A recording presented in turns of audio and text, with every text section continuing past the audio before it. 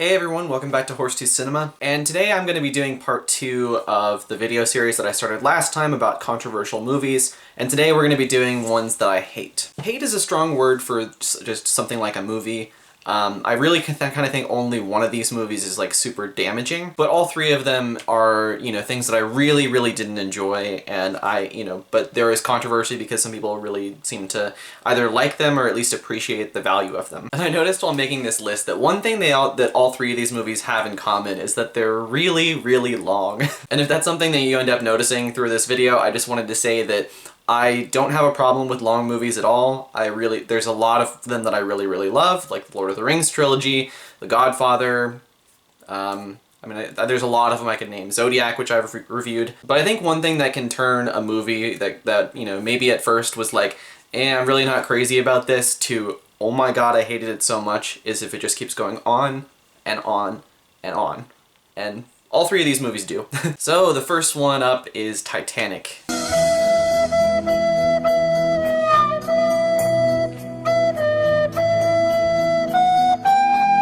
Directed by James Cameron, came out in the late 90s. Okay, so there are obviously a lot of people that love this movie.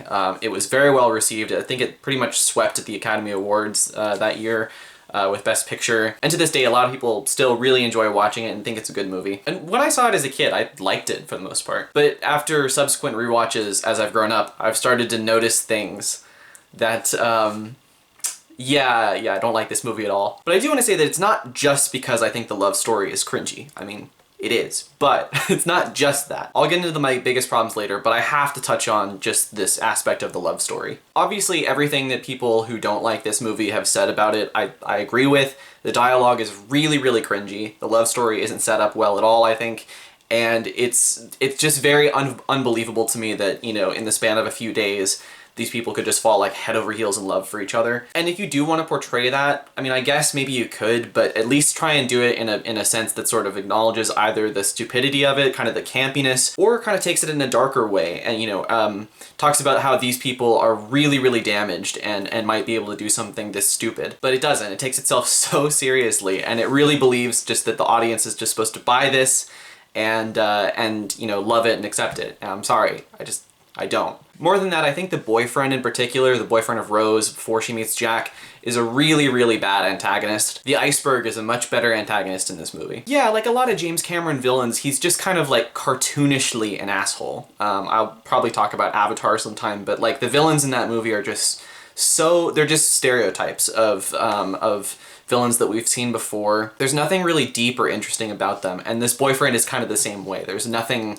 that makes you actually understand where he's coming from, and they also don't try to get you to hate him in any very substantive way. It's all very easy. So yeah, that's the stuff that people generally don't like about Titanic, but a lot of people will make the claim that, well, the movie itself, like the love story, that stuff doesn't work, but it's a technical marvel, and you have to look at like the production design and the special effects, what they do in the sinking sequence, and admire it for that. And I just have to disagree with that. I just really hate the perspective that James Cameron looked at this movie. He said, well, I have a historic tragedy that's about the ocean, and I'm very interested in the ocean, so let's take this historical tragedy and let's make a bajillion fucking dollars making this giant CGI special effects montage. I don't know, to me it just seems very like exploitative, and I feel like if it were about a disaster that occurred much more recently, like say 9/11, and he had some point he wanted to make about that, but he just kind of used it to,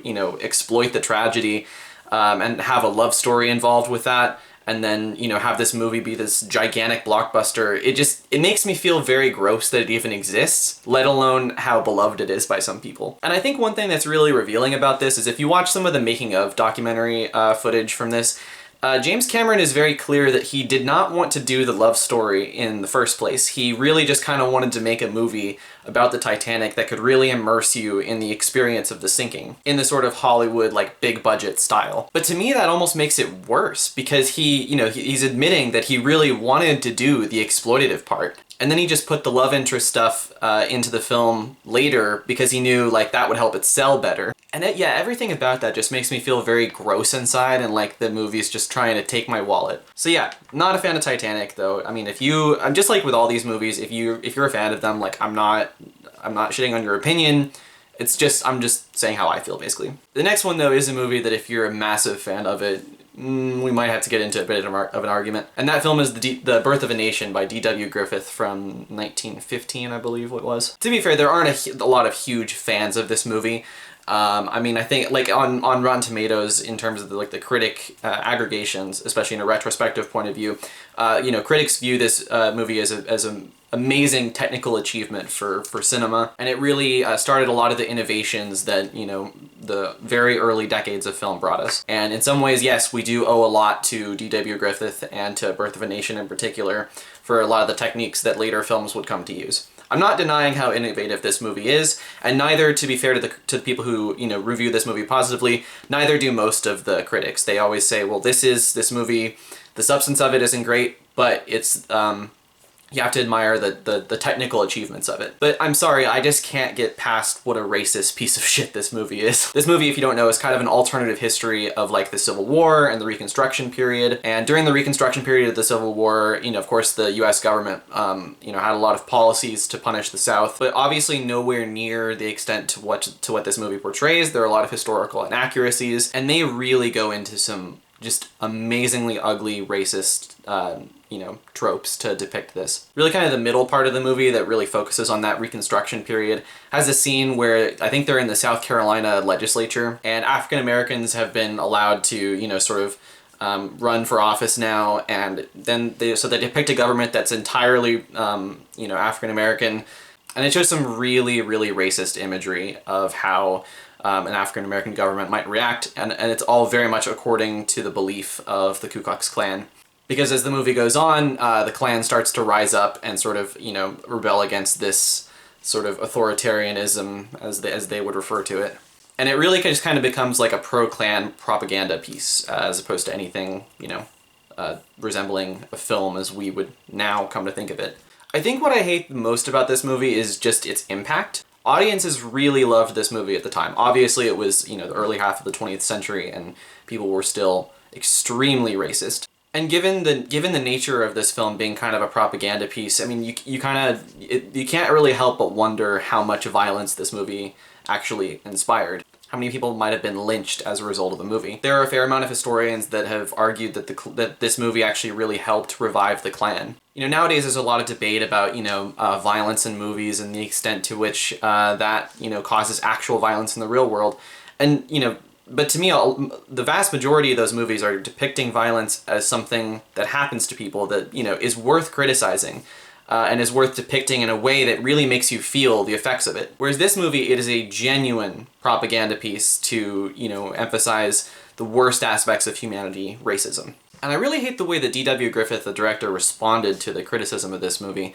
He made Intolerance I think it was his next film. I haven't seen that film. I do want to check it out. I've heard it's, you know, a little bit better, but his response to the criticism was he needed to explore themes of intolerance better. But his idea was actually that, you know, the people who were criticizing Birth of a Nation were really the intolerant ones, as opposed to the characters in Birth of a Nation. He's never apologized for his characters in Birth of a Nation and the impact that his film might have had, which to me is, you know, just really troubling. So yeah, I get the impact of it, but yeah, I cannot get past what a racist piece of propaganda that movie is. The last movie I want to talk about is Les Miserables, the 2012 version, directed by Tom Hooper. And reviews overall are pretty mixed about this movie. I think there are a lot of people that realize its problems, but a lot of people really do like this movie as well. Now, in terms of my background with Les Miserables, the story, so I think it was 2015, I went to New York and I got to see the musical on stage, and I just loved it. I think it was a really epic tale of revolutions, heroism, class. It's a really ambitious thing to depict either on stage or on film. And people might look at this Les Miserables film version and, you know, I'll get into my criticisms of it, but they might respond by saying, well, the stage version is really, you know, the musical in general is really melodramatic, and so I don't know why you have a problem with that. But I just have to tell you, from seeing it on stage, there is some real levity to it, especially in the scenes with the innkeeper. And there's kind of a wide range of emotions, at least that you get from seeing it on stage. And my main problem with this movie is that it has exactly one tone and one emotion, and that is melodrama. The camera work that Tom Hooper likes to use in his movies is very artsy, but not in a way that has a lot of substance, especially in this movie. It's very like weird and dramatic, the direction of it, but yeah, again, there's no reason for it to look like that. It's depicting it almost as if it's like this really psychedelic, you know, crazy, wavy experience, but really, I mean, Les Miserables is a very kind of grounded musical about like the working class struggles of peasants in France. And I haven't seen Tom Hooper's other big budget musical, Cats, which came out a couple years ago.